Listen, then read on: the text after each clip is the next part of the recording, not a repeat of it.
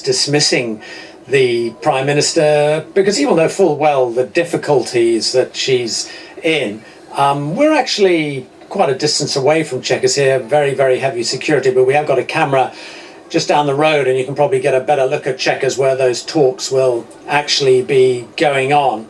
And it's interesting, the dynamic, because it's not just, you know, viewers who will be watching this with interest.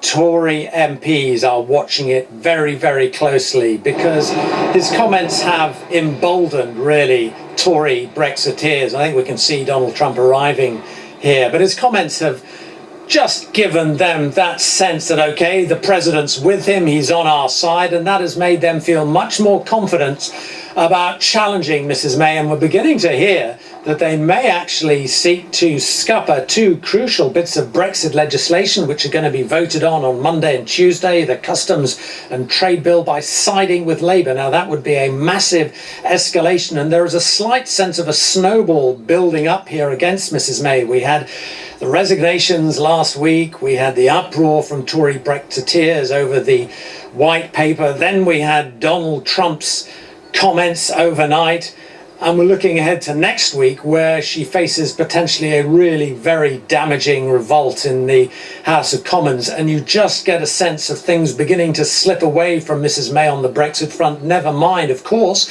she's still got to get Brussels to engage and respond to her plan. So the task facing Mrs May is absolutely enormous, none of which I imagine she can really focus on at the moment because she's got to get a sort of game face on for dealing with the Donald. She's got to stand up there, stand her ground, and also be prepared to defend her approach to Brexit. It is going to be a very, very big moment for Theresa May. Anita, back to you. A bit more, please, Yeah, Leo. My name's Leo Murray. Well, welcome back to Westminster, the heart of democracy, overlooking Parliament Square here, where, and I think we can show you now some images of the Trump baby balloon. Quite an arresting sight, isn't it?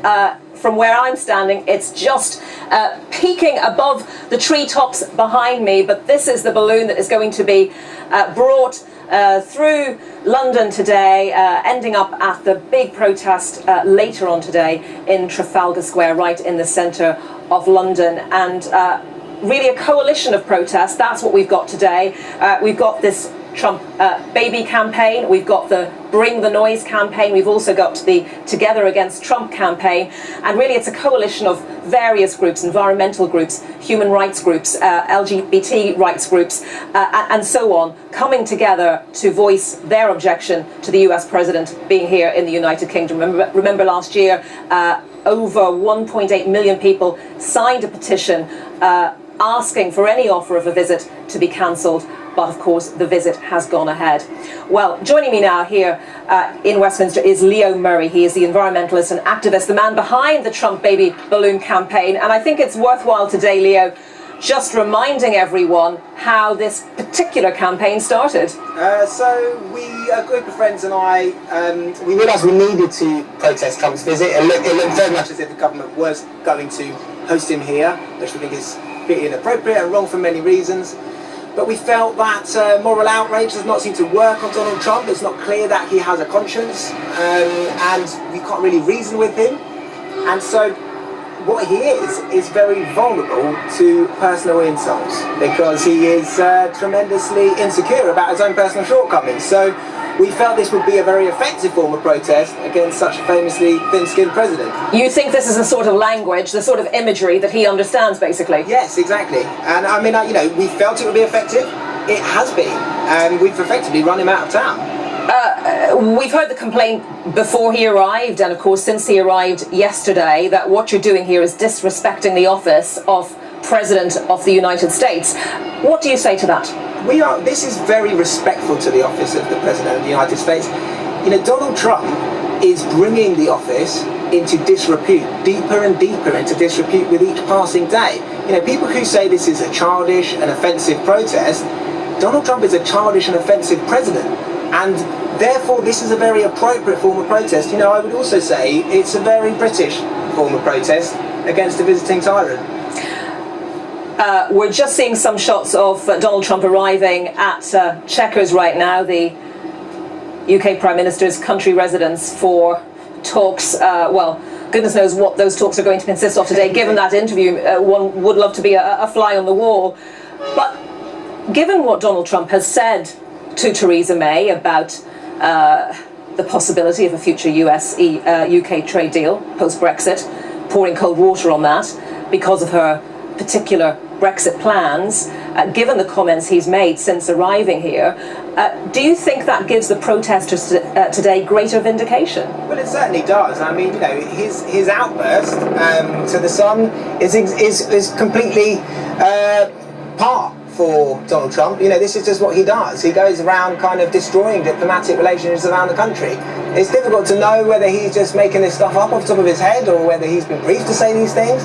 But, you know, people who had been holding on to the idea that Trump's visit could possibly yield a favourable trade deal for the UK post-Brexit, I think that was always delusional. And this only serves to illustrate quite how delusional that was. The crowdfunding campaign that you started to literally get this balloon off the ground raised far more than you needed. Yes. So what are you going to do with the extra money? Yes, people have been very, very generous, far more money than we need to fly from Parliament Square. So the first thing we're doing is boarding a train tonight to Scotland. We've hired some minibuses, we've bought some helium. We're going to try to go and fly him over the President's Golf Course at Turnberry. But permission for that has been turned down, hasn't it? Permission for that has not been granted, it would be accurate to say. And we're certainly not going to do anything that breaks the rules or puts anybody in any danger. We are still speaking with the officers who manage the airspace in Ayrshire to see whether we are able to meet their conditions for flying safely. I think, you know, we've been invited there. We've received hundreds and hundreds of messages from Scottish people asking us to come, and there was a petition signed by 15,000 people this morning saying please fly them over Turnberry. So I think this is a public interest matter. Okay, Leo Murray from the Trump Baby Campaign, thank you very much. And let's go straight back to Chequers and to our assistant political editor, Norman Smith. Anita, thanks so much. Well, those private talks will now be getting underway inside Chequers. Of course, they're not just about Brexit. There are issues around security, issues around relations with Russia, but there's no getting away from it. The big issue from the British government point of view is trying to get into a situation where hopefully we can get some sort of trade deal after Brexit. But let's just listen in to the conversation. Let's just listen in. Totally made up, but others are coming along rapidly, I think. And it was a very, very productive 2 days, and we arrived here last night. We had a dinner where I think we probably never developed a better relationship than last night. We spoke for an hour and a half, and it was really something. And today we're talking trade, we're talking military. We just looked at some incredible anti-terrorism things that are being done here in conjunction with the United States. And the relationship is very, very strong. We really had a very good relationship, and I think we're going to do a news conference in a little while, so we'll answer your questions then. And right now we're going to be talking about some other things that are taking place in the Middle East and elsewhere. Okay? Thank you all very much.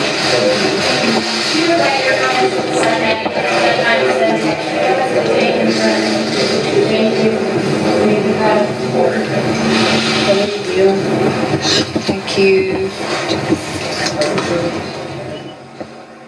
So there is Donald Trump inside Chequers, and he's a man who's not shy of talking to the media, and he does it on his own terms, and I suppose that's one of the things that causes Downing Street a degree of trepidation and nervousness. You just do not know what Donald Trump is going to do, and it seems that interview in The Sun pretty much came from a clear blue sky as far as number 10 was concerned. Now, in their response so far, people around Mrs May have been saying, well, things will be going a lot better in private. Donald Trump hadn't had a chance to see the white paper. Theresa May will be able to give him a fuller briefing on it. But I don't think any of that detracts from really the pretty brutal way he seemed ready to criticise the Prime Minister in public. Let's get a view now from the Conservative MP Sarah Wollaston. Sarah Wollaston, what do you make of President Trump's remarks, not in terms of Brexit, but in terms of how he views our Prime Minister?